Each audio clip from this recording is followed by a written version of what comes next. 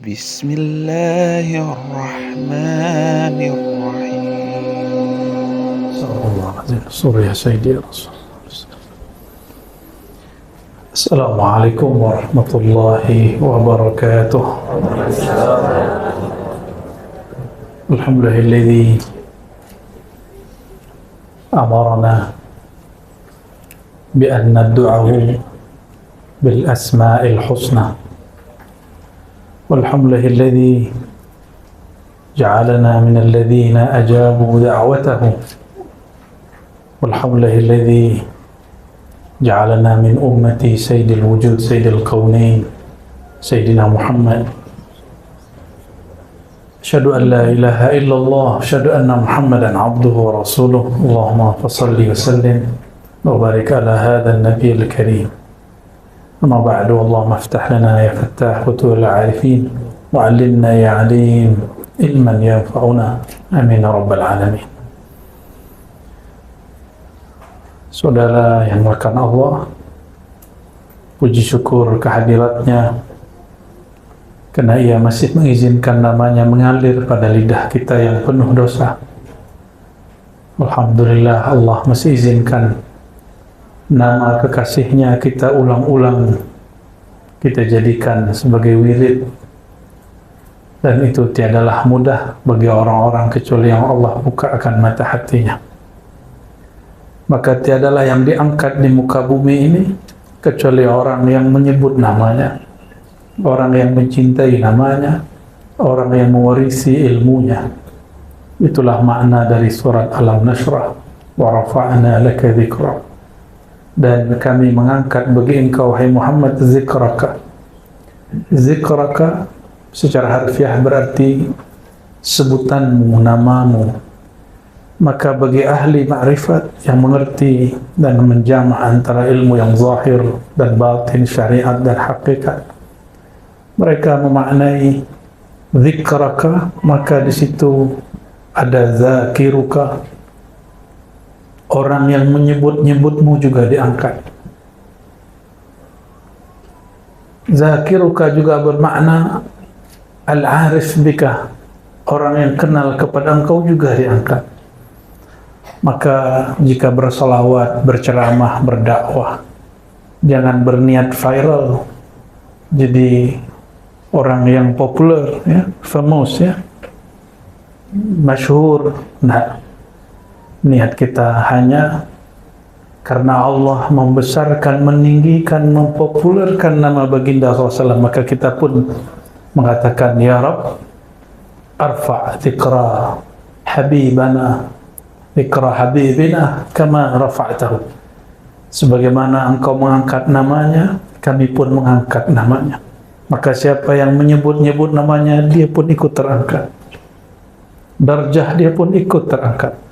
Semoga yang hadir malam ini, terutama sahibul bait, Datin Umi Zaidah, ya?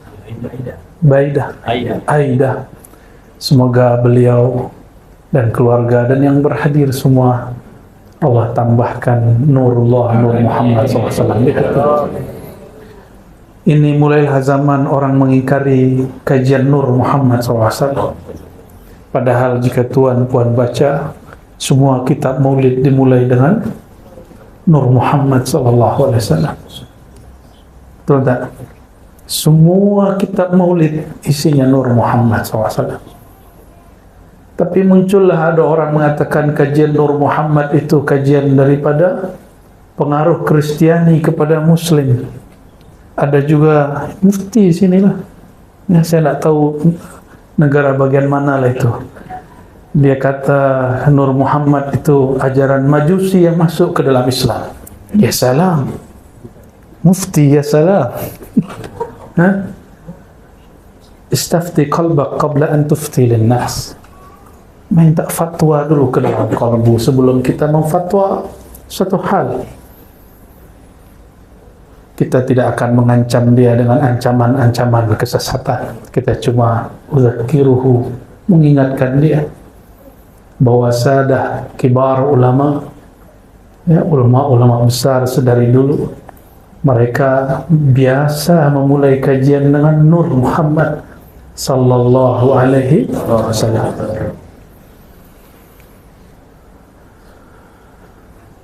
Tapi saya tidak mau bahas Nur Muhammad lah, ramai lagi, ya. Karena di sini baca Ratibul Attas dan Al-Asmaul Husna. Saya ambil bagian Al-Asmaul Husna. Kalau Ratibul Attas mungkin para sahabat yang berhak membahasnya, walaupun kita memiliki sanad dan ijazahnya. Tapi tarekat saya bukan tarekat Ba'alawiyah, namun saya dapat ijazah mengamalkan wirid-wirid dan auratnya, ya, namun suluknya bukan suluk Ba'alawi. Ma'ahtiramina bihim, meskipun saya sangat hormat dengan Sadah Ba'alawiyah. Kenapa? Kullu Ba'alawi syazili, setiap Ba'alawi syazili, dan amalan harian kami syazili. Suluk khalwat kami Naqsyabandi, kajian hakikat kami Syatari, mahabbah kami Ba'alawi. Alhamdulillah Rabbil Alamin. Zikir anfas kami Samani. Ya, kalau dilanjut masih banyak itu. Ya. Al-Asmaul Husna. Tuan, puan, senangkah dipanggil dengan nama yang bagus? Senang? Senang dipanggil dengan nama yang indah, yang elok? Atau dipanggil dengan nama yang buruk? Mau? Tak nak? Tiada orang yang suka dipanggil dengan nama yang buruk. Walillahil mathalul a'la, dan milik bagi Allah lah perumpamaan yang lebih tinggi, lebih luhur. Jika engkau saja tiada suka dipanggil dengan nama yang biasa, engkau suka dipanggil dengan nama yang luar biasa, nama yang indah dan elok. Itu adalah sifat Allah yang Allah pantulkan, percikkan ke dalam dirimu. Jadi sebenarnya itu sifat Allah. Maka jangan terlalu suka dipuji. Pulangkan pujian kepada yang maha terpuji. Inilah makna Alhamdulillah Rabbil Alamin. Kapan kita boleh terima pujian? Apabila kita melihat sifat Allah lah yang menutupi aib ini. Lalu orang melihat sifat Allah meliputi diri, barulah boleh kita menerima pujian. Karena yang terpuji pada hakikatnya Zat yang maha terpuji, Allah Subhanahu wa ta'ala.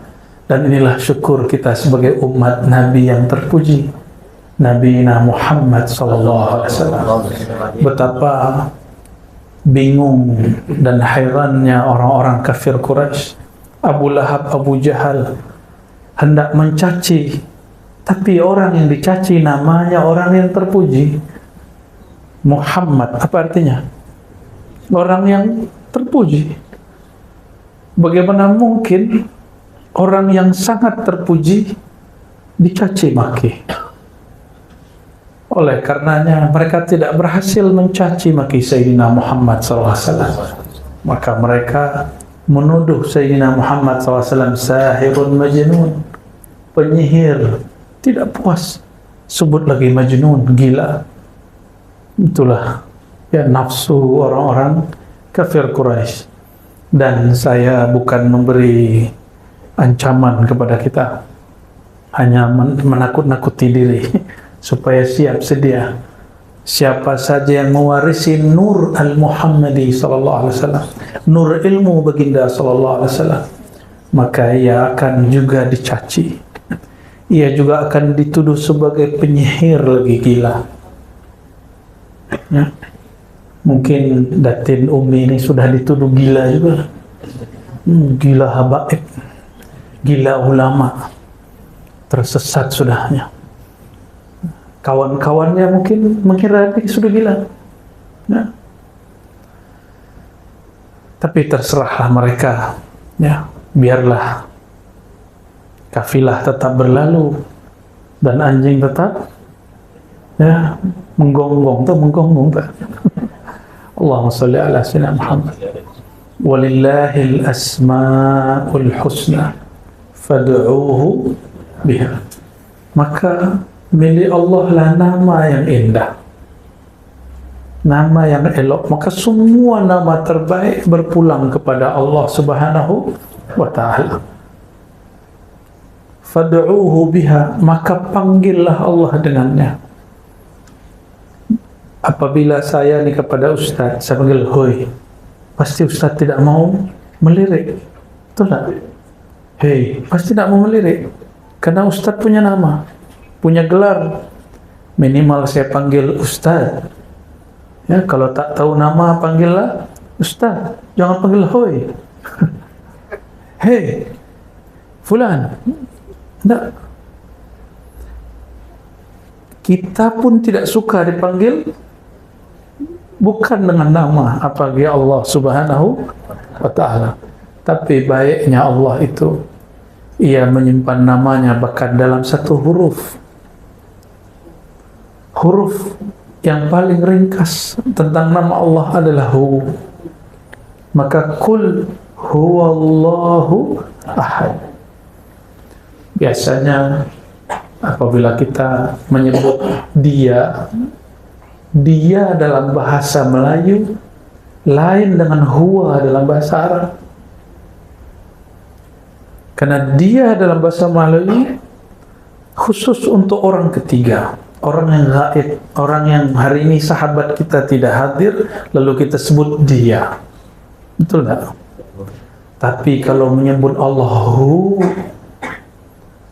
itu menunjukkan tanzih, mensucikan Allah dari semua fikiran-fikiran. Maka maknahu mencakup semua sifat 20.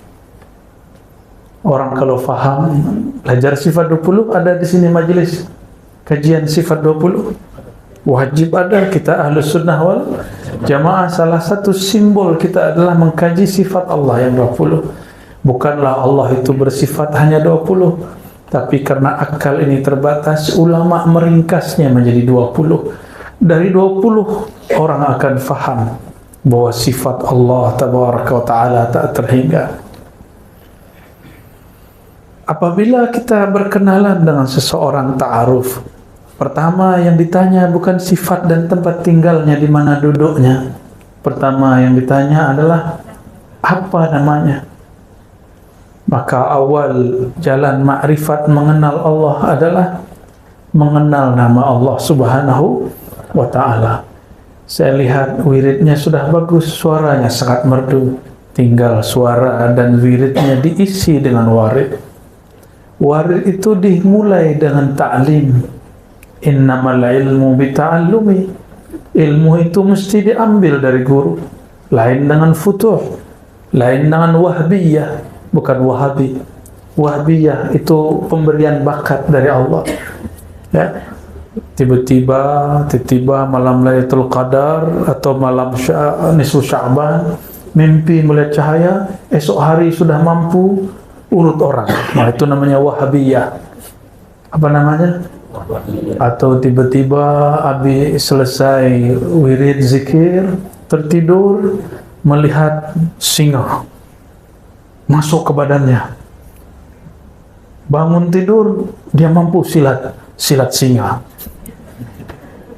Itu wahabiyah. Tapi hati-hati, wahabiyah tidak selalu mutlak langsung dari Allah.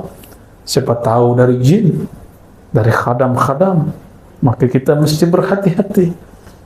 Dan cara menetralkannya, membersihkannya, cukup dengan kalimat tauhid, la ilaha illallah. Orang yang kuat baca la ilaha illallah, Allah bersihkan dia dari ilmu-ilmu jahat. Dan coba tuan puan perhatikan di dalam Al-Quran, lafaz la ilaha illallah, seingat saya hanya ada 2, 4 atau 2, saya lupa, nanti tolong diingatkan. Seingat saya hanya 2 atau 4. Selebihnya lebih dari 20 ayat menyebut Allahu la ilaha illahu. Kadang dia guna lafaz Allah, kadang dia menyebut dirinya huwa. Maka huwa dalam bahasa Arab tidak hanya berarti dia dalam bahasa Melayu, tapi huwa ghayatut tanzih, ismun litanzih, nama untuk mensucikan Allah Ta'ala. Inilah yang tidak difahami oleh beberapa da'i-da'i. Ya, kita maklumi karena ilmu itu berkembang. Ya, siapa tahu nanti dia merevisi kata-katanya yang mengatakan zikir dengan hu bid'ah. Nah, sudah ada di Malaysia yang bercakap begitu. Sudah ada fatwa begitu. Ya salam. Siapa yang tak kenal dengan Imam Izzuddin bin Abi Salah? Imam Fakhruddin Ar-Razi. Buka Fakhruddin Ar-Razi. Kalau yang di depan Ar-Razi, ini Imam Fakhruddin Ar-Razi. Imam Fakhruddin Ar-Razi, beliau wafat lebih kurang 606 Hijriah. Sekarang sudah berapa? 1446. Sudah berapa abad? 1 abad 100 tahun. Sudah berapa abad? Lama gitu ya. 14 kurang 6 berapa? 8 abad, 800 tahun lebih yang lalu beliau telah tulis di jilid pertama daripada tafsir Mafatihul Ghaib Imam Ar-Razi. Beliau menyinggung banyak sekali rahasia daripada nama Hu. Mana orang yang katanya pintar, cerdas, kenapa tidak membaca kitab ini? Ya, jadi Hu itu nama. Oleh karenanya Imam Ahlus Sunnah yang bernama Abdul Qahir Al-Baghdadi, boleh diulang namanya? Abdul Qahir punya kitab Usuluddin dan Al-Farqu Bainal Firaq. Apa nama kitabnya? Usuluddin satu, yang kedua Al-Farqu Bainal Firaq, ada lagi yang ketiga Al-Asma' wa Sifat, 3 mujalladat, 3 jilid. Beliau mengatakan Hu ismun min asma'ihil husna. Huwa adalah salah satu nama al-asma'al husna. Ya, maka kalau kita zikir nas'aluka ya man huwa Allahu la ilaha illa hu. Imam Abul Hasan Syazili, guru daripada Imam Izzuddin Abi Salam, imam mujtahid di zamannya tapi tidak keluar dari mazhab Syafi'i, tapi dia punya pandangan yang lain dengan Imam Syafi'i untuk beberapa hal. Beliau punya guru Imam Syazili yang punya Hizib Bahar, ya, salah satu hizib yang saya suka, dan kami di Ribat pagi petang mengamalkan wirid asas, astagfirullah 100, la ilaha illallah 100, salawat 100, subhanallah 100, itu di hati beliau.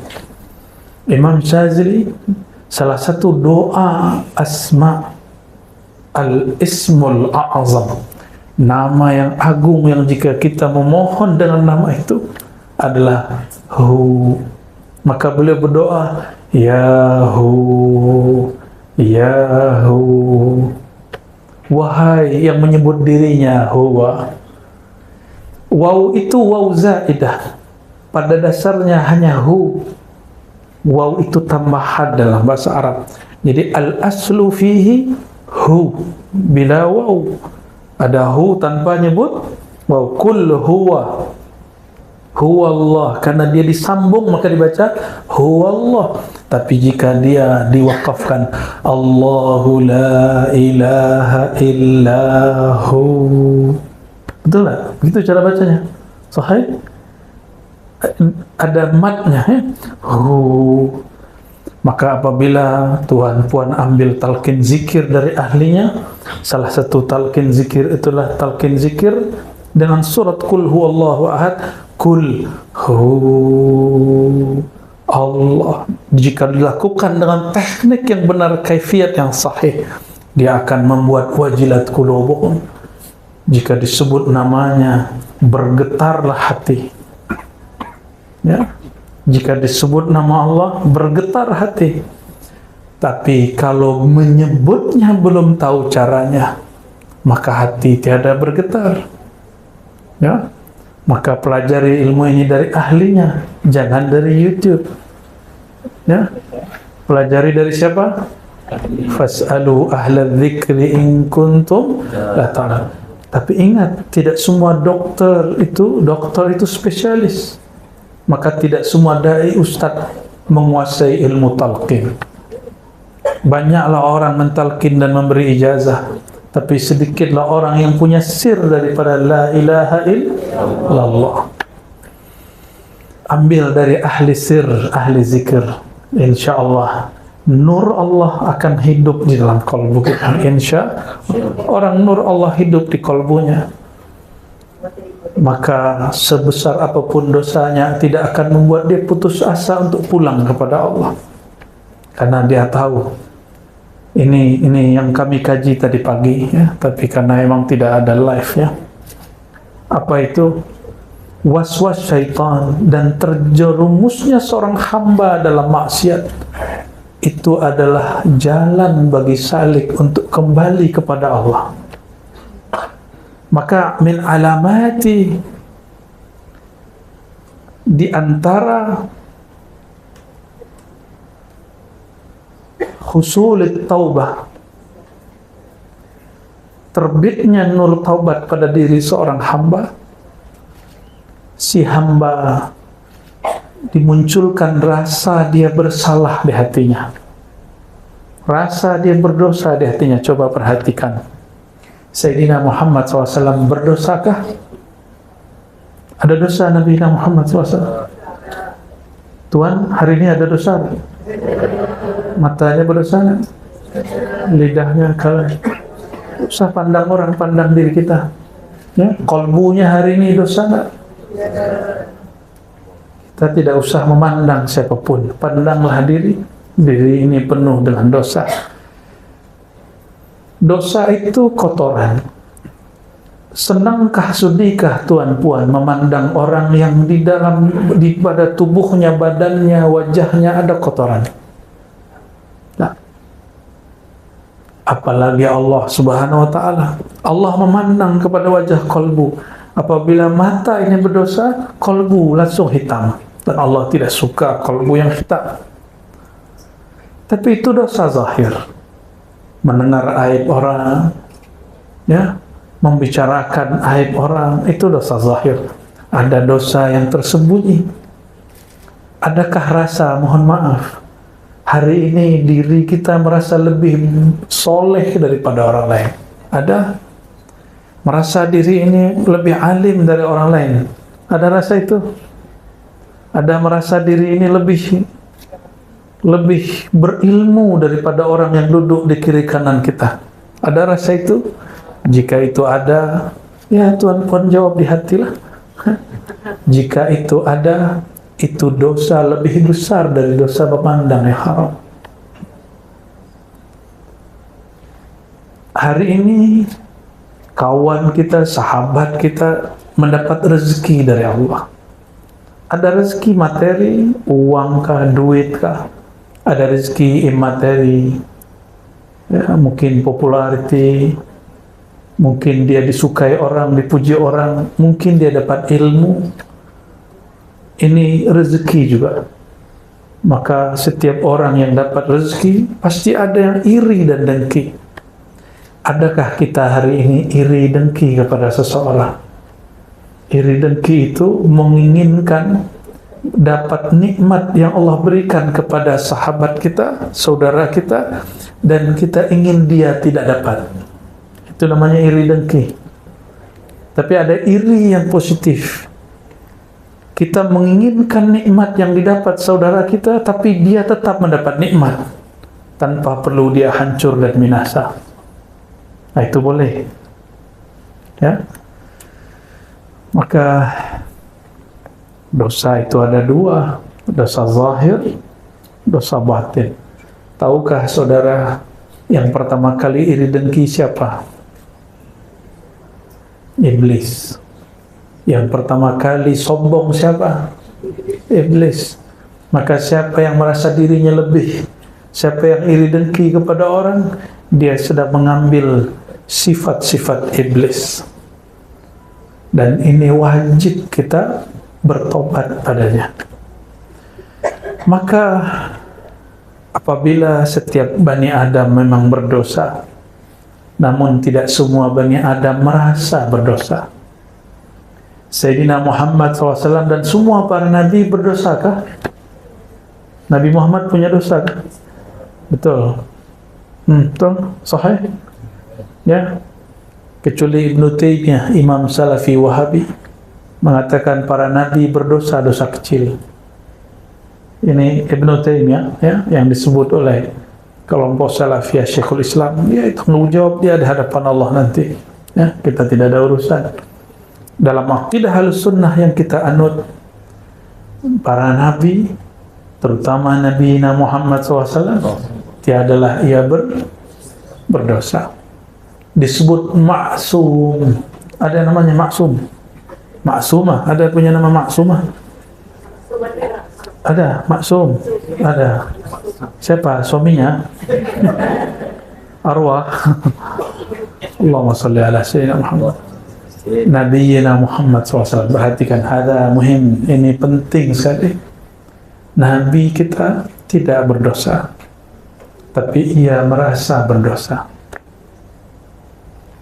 Saya, kita, tuan-puan hari ini, kita pasti berdosa, tapi kita tidak merasa berdosa.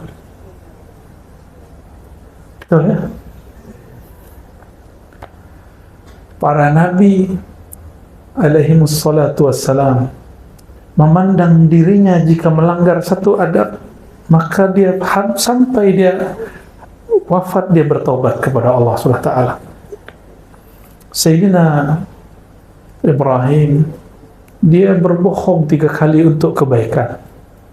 Sampai nanti di akhirat orang minta syafaatnya, apa kata beliau?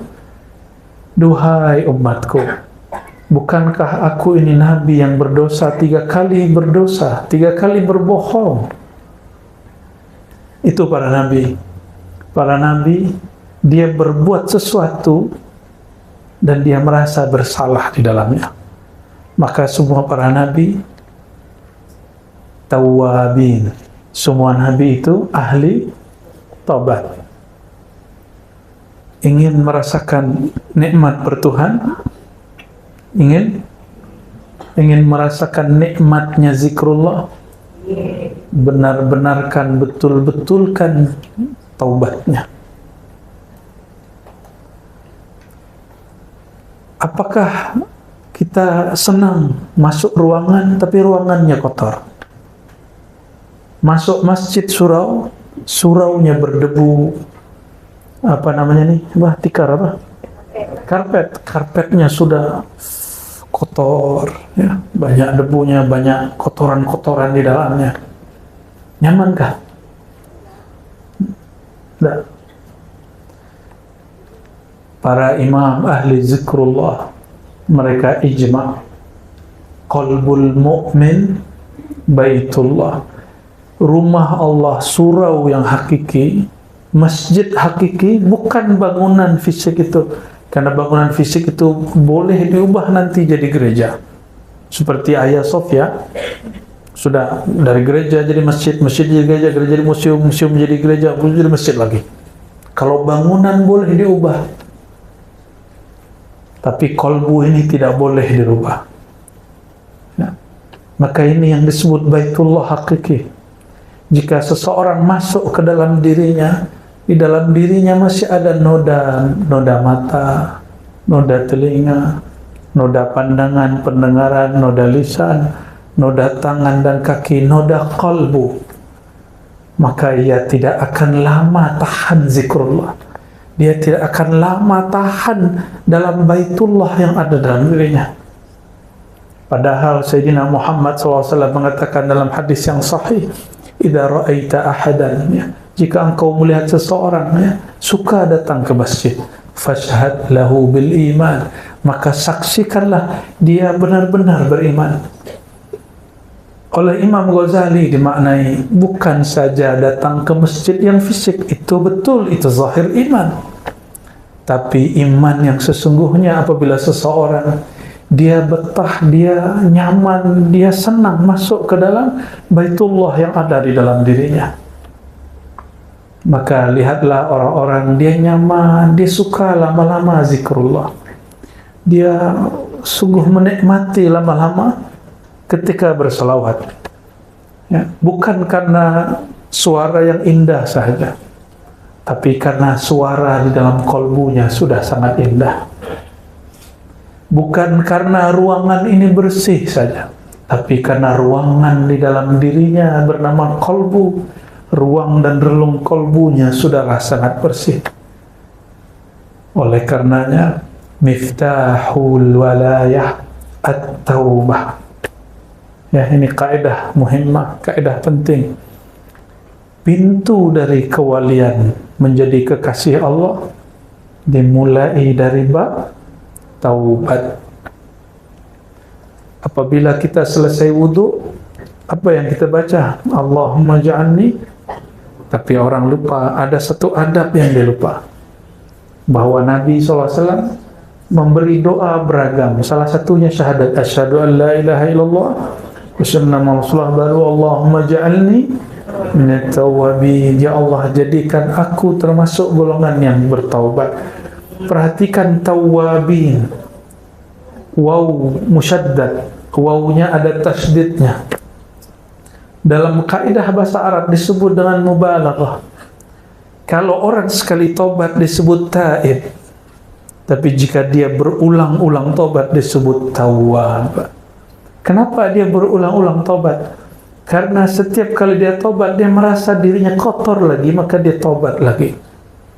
Oleh karenanya ini saya bukan sedang menyuruh tuan-puan bermaksiat, tapi hendaklah kita selalu merasa punya maksiat. Hendaklah kita selalu merasa punya dosa. Selesai zikir, selesai tobat, kita merasa lagi, ya Allah, hatiku masih ada maksiatnya, masih ada zulumat, kegelapannya. Oleh karenanya, ya, tiada seorang wali yang saya kenali kecuali amalan dia adalah zikir taubah.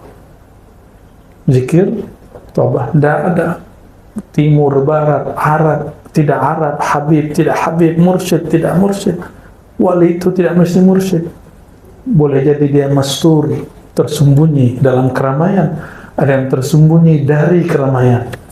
Amalan wajib mereka mandi taubat, zikir taubat, salat taubat. Nah ini, jadi kenapa kalau zikir sama-sama kuat, tapi zikir sendiri tidak kuat? Karena zikir taubatnya belumlah sempurna. Ya. Allahumma salli ala Sayyidina Muhammad. Satu kali Sayyidatuna Rabi'atul Adawiyah, Sayyidat Sufiyah. Jadi Sufi, wali Allah tidak hanya laki, tapi juga ada wanita, perempuan.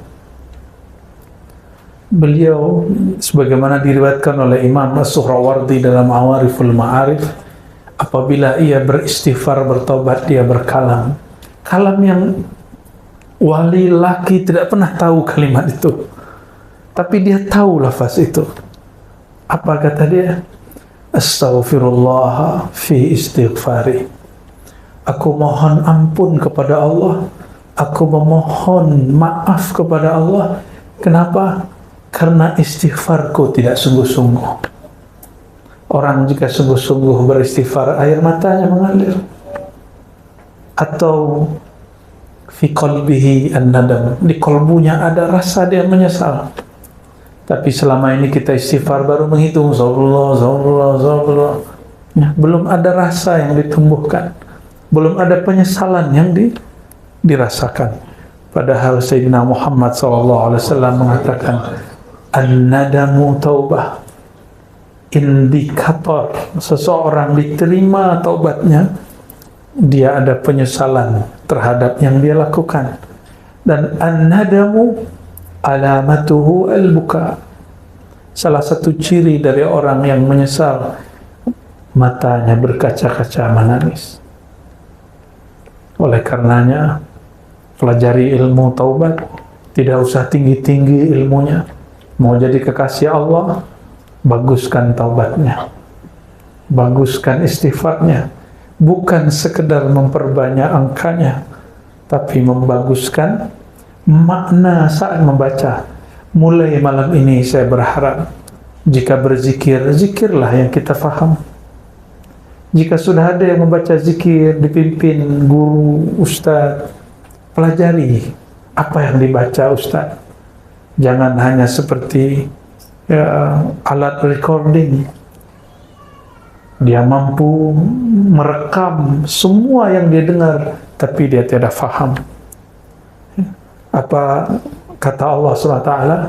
Kal himar yahmilu asfara. Hanya seperti, mohon maaf, keledai himar yang mengangkut lembaran-lembaran ilmu, tapi dia tidak tahu apa yang dia bawa. Saudara-saudariku makan Allah, saya ini juga bukan orang suci. Setiap hari merasa di kolbu saya ada dosa, ada masuk, mau tidak mau masuk. Awalnya kita berputus asa, tapi ternyata para masyaikh mengatakan, idza aradallahu ay yarfa' 'abdahu, jika Allah hendak mengangkat seorang hambanya, arsala ilaihi syaitan fayuwaswisu alaihi, maka Allah Ta'ala mengirim syaitan, iblis, lalu memberi was-was kepada dirinya. Nah, ini kabar entah gembira, entah menyedihkan. Ya. Ada was-waskah dalam pikiran? Seorang sahabat datang kepada baginda SAW, hadis Sahih Bukhari, ya Rasulullah, diriku was-was. Tahu was-was? Ada gangguan di pikiran, ragu, ada rasa takut, ada rasa cemas, ada rasa apakah Allah terima aku atau tidak. Ada perasaan-perasaan yang sepertinya kita tidak percaya diri di hadapan Allah SWT. Itu dia. Apa kata Nabi Muhammad SAW menanggapi sahabat yang bertanya ini? Jadi itu sudah ada sejak zaman baginda Nabi Muhammad SAW. Sekelas sahabat-sahabat, level mereka sangatlah tinggi, tapi mereka masih was-was. Apatah lagi kita di zaman yang penuh was-was. Baru buka YouTube, langsung kita yang tadinya tidak mau dapat was-was, malah mencari was-was itu. Betul tak? Ya. Katanya tidak mau dapat was-was, tapi kita malah membaca si was-was itu. Minal jinnati wan nas. Kalau was-was dari jin masuk secara gaib, tapi was-was yang zahir, inilah yang lebih berbahaya. Kita baca komennya, baca statusnya, baca kalam-kalamnya, mendengarkan podcastnya. Ya, kita yang mencari ulah, kita cari penyakit sendiri, lalu salahkan orang lain, bahkan menyalahkan Allah. Ya, Allahumma salli ala Sayyidina Muhammad. Maka mengambil ibrah dari Imam Abu Bakar Al-Banani tadi, dan juga Sayyidatu Sufiyah, penghulunya para sufi yang arifah billah, yaitu Sayyidatuna Rabi'atul Adawiyah. Istighfar kita wajib diistighfarkan. Istighfar kita wajib diistighfar. Kenapa? Kita tidak bersungguh-sungguh dalam beristighfar. Dan Sayyidina Surawardi mengatakan, betapa banyak orang baca istighfar, lidahnya minta ampun, kolbunya tidak. Lidah minta ampun, kolbu tidak. Lidah mengaku, kolbu tidak. Na'udzubillah min dzalik. Hadis yang sering saya baca, innallaha yanzuru ila qulubikum, Allah yang Ia tatap bukanlah lidahmu, bukan suaramu, bukan tasbihmu, yang Dia tatap apa? Kolbumu. Ini bagian terakhir yang mau saya sampaikan. Kalau kita tidak bertemu orang yang kita suka, orang yang penting dalam hidup kita, jika nak jumpa, pastilah kita membaguskan pakaian yang dilihat. Kalau perlu, puan-puan ini berhias diri, ya, wajahnya pakai apa wajahnya? Pakai cat putih. Pakai apa? Kosmetik. Bedak, kan? Supaya apa? Jika ada kekurangan di wajah, ditutup. Supaya terlihat cantik. Jika laki-laki sebelum dia datang ke majelis, dia pakai cleanser dulu. Ya, supaya terlihat mukanya tidak berminyak, supaya nanti terlihat handsome. Oleh siapa? Oleh orang yang di belakang sana. Padahal yang di belakang hanya melihat punggung dan kepala dia. Kenapa kita hendak berhias jika hendak berjumpa makhluk? Padahal Allah selalu mau jumpa dengan kita. Dan ada perjumpaan yang resmi, yaitu waktu kita salat. Ya, yazunnuna annahum mulaqu rabbihim. Salat itu perjumpaan yang resmi. Dan Allah yang ia tatap bukan wajah ini. Yang ia tatap wajah qalbu, wajjahtu wajhiya lilladzi fatara as-samawati wal ardh. Aku hadapkan wajah qalbuku kepada pencipta langit dan bumi, pencipta qalbu ini. Maka jika hendak bertemu Allah Ta'ala, bersihkan wajah qalbu, berilah hiasan yang layak baginya, sehingga Allah yang maha memandang suka dan senang memandangnya. Apa tanda Allah suka memandangnya? Kita pun senang memandang qalbu kita. Walladzi anzala as-sakinata fi qulubil mu'minin. Surat Al-Fat. Dialah yang menurunkan sakinah, rasa tenang, rasa nyaman kepada kalbu orang yang beriman. Turunnya ke dalam kalbu, bukan kepada wajah, bukan kepada otak. Awal kita kenal orang, kita pandang fisiknya, lama-lama kita pandang isi kepalanya, lama-lama kita pandang isi kalbunya. Betul tak? Sahabat yang paling disuka, apakah sahabat yang wajahnya paling bagus, paling elok, atau yang hatinya paling elok? Senangkah dengan orang otak dia bagus, fikiran dia, brainnya, minda dia luar biasa, tapi kalbunya sombong? Suka dengan orang begitu? Kita lebih senang ya wajahnya ya lumayanlah, lumayan buruk, otak dia, minda dia lumayan dhaif. Ya, dhaif tahu dhaif. Ya lemah. Tapi kalbu dia tidak menyimpan busuk hati. Kita suka berteman dengan orang begitu. Betul tak? Kita nyaman jika berjumpa dengan orang begitu. Itu masalul a'la. Ini perumpamaan yang lebih tinggi. Allah lebih senang lagi kepada orang yang kalbunya tidak menyimpan busuk hati, tidak menyimpan sombong diri. Senangnya Allah memandang orang begitu. Kapan mulai konflik muncul di surga? Ketika Azazil yang kemudian diberi gelar iblis merasa dirinya lebih tinggi daripada Sayyidina Adam, dan dia iri kepada anugerah Allah kepada Sayyidina Adam, maka bermulalah konflik, bermulalah pertengkaran. Ya, jangan sampai itu terjadi. Kita punya sahabat, wajahnya senang kita melihatnya, akal fikiran minda dia juga sangatlah cerdas, IQ-nya sangatlah tinggi, qalbunya sangatlah baik.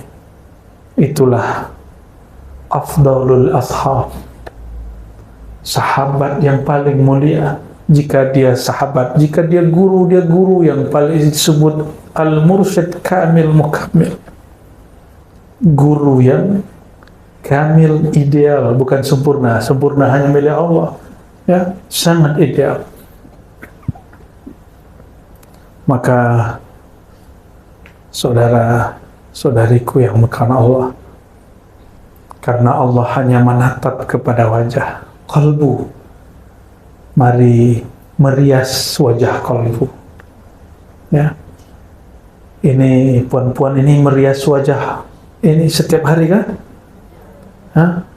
Oh, kalbu kita cemburu. Apa kata dia? Ya Allah, hambamu ini merawat wajah zahirnya setiap hari, tapi wajah yang engkau tatap dia hanya rawat sesekali saja. Wajah ini, kata ahli kecantikan, mesti dibersihkan minimal 2 kali sehari.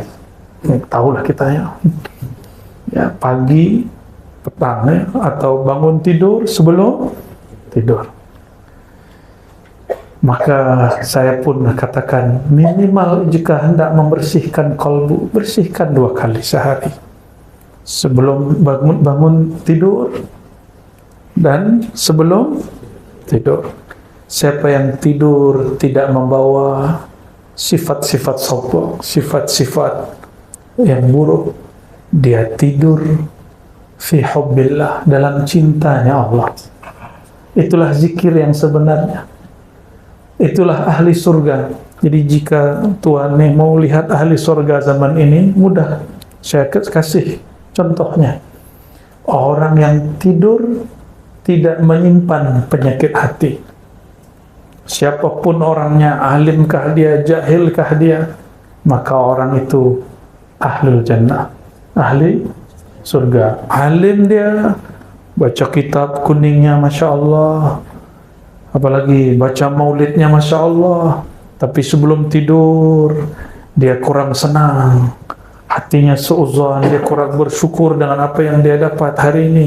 Tertidur itu tidak lebih baik daripada jamaahnya mungkin jahil, tapi dia tidur penuh rasa syukur dan taubat kepada Allah Subhanahu wa taala. Maka nanti sebelum tidur, nah ingat-ingat, sebelum tidur, kata Nabi Muhammad SAW, ini sunnah Nabi ya, idza arada ahlukum ya, ila firashihi, jika kamu hendak mau ke tempat tidurnya, falyatawadda wudu'ahu lis-shalah, maka berwuduklah, bersihlah seperti dia hendak salat. Maka seorang muslim tidak mungkin dia tidur wajahnya berminyak. Nah, kenapa? Karena dia mau tidur, dia pasti bersihkan wajahnya dulu.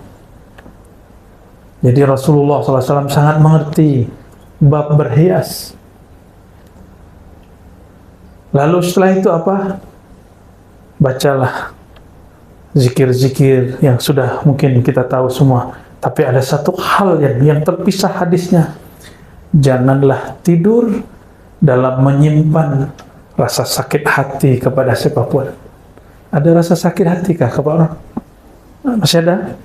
Masih ada dendam? Masih? Saya lihat ini sebagian masih menyimpan dendam ini ya.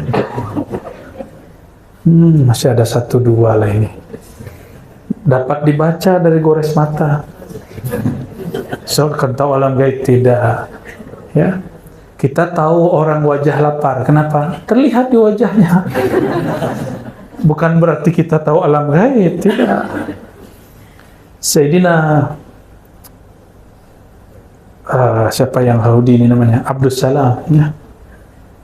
Seorang Yahudi yang masuk Islam. Kita tak benci Yahudi karena Yahudinya. Kita benci Yahudi yang Zionis, yang jahat kepada sesama manusia, apalagi Muslim yang sedang ada di sana.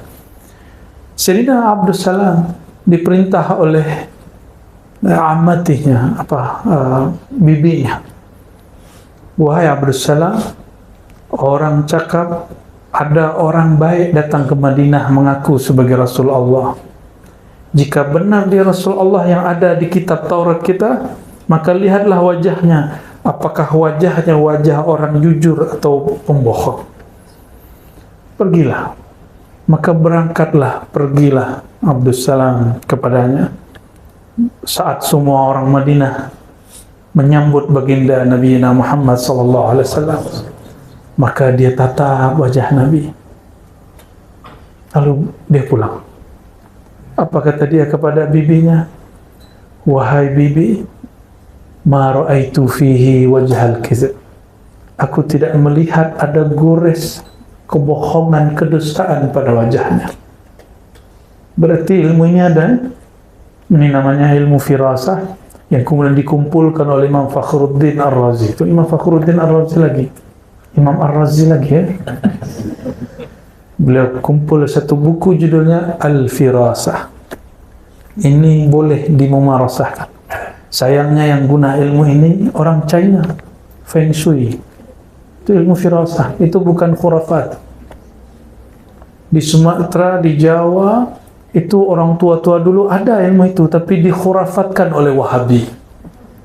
Ya, padahal ilmu itu ada. Ya. Akhirnya orang-orang hari ini mengharamkan yang tidak haram, menganggap syirik yang tidak syirik. Ya. Na'udzubillah min dzalik. Kembali kepada yang tadi. Jika hendak tidur, setelah kita bersihkan yang zahir, bersihkan juga yang batin. Maka sebelum tidur pegang dadanya. Katakan, ya Allah, jika ada di dalam hatiku rasa benci, rasa sakit hati, rasa bermusuhan, rasa sombong, rasa semua yang buruk-buruk, tolong Engkau angkat dan hapus ya Allah. Barulah baca Bismikallahumma. Coba nanti, dan hidupnya pasti bahagia. Mau tahu orang paling bahagia? Orang yang di dalam tidurnya tidak menyimpan dan tidak membawa satupun sifat-sifat yang buruk. Ya. Dan semoga Allah menulis kita fi diwanit tawabin, dalam daftar nama-nama ahli taubat. Wala yaqbiduna illa wa nahnu minhum. Dan jangan sampai kita dicabut ya Allah, ya. Dan kecuali kita dalam keadaan bertobat kepada Allah Subhanahu wa ta'ala. Lebih kurang itu, ya. Semoga Allah Ta'ala menerima kita semua. Iqbalna ya tawwab, ij'alna minat tawwabin bihaqqi Sayyidina Muhammad Sayyidit Tawwabin. Astaghfiruka, nastaghfiruka fi istighfarina. Ikuti ya Allah, ya Allah, ya Allah, kami memohon ampun ya Allah, dosa mata kami ya Allah, memandang yang haram ya Allah, memandang hina orang lain ya Allah, ampunkan dosa pandangan kami ya Allah, dosa pendengaran kami ya Allah, dosa lisan menyakiti sahabat kami ya Allah, dosa kolbu ya Allah, dosa sombong ya Allah, dosa angkuh ya Allah, dosa iri dengki ya Allah, dosa lalai mengingat Engkau ya Allah. Allahumma ya Allah, tahhir qulubana, bersihkan kalbu kami, bersihkan hati kami dari semua penyakit-penyakit hati, sembuhkan jiwa kami dari semua penyakit-penyakit kerohanian. Allahumma ya Allah, la taqbidna, jangan Engkau menjemput nyawa kami, illa wa naqulu la ilaha illallah, kecuali Engkau takdirkan kami membaca la ilaha illallah Muhammadur Rasulullah. Allahumma ja'alna minat tawabin, Allahumma ja'alna minat tawabin, Allahumma aktubna fi diwanit tawabin. Ya Allah, terima taubat kami, terima taubat kami, dan tulislah nama kami pada daftar nama orang-orang yang bertaubat. Amin ya rabbal alamin. Rabbana atina fid dunya hasanah wa fil akhirati hasanah wa qina adzabannar. Ikuti ya Allah, ya Allah. Alhamdulillahi rabbil alamin.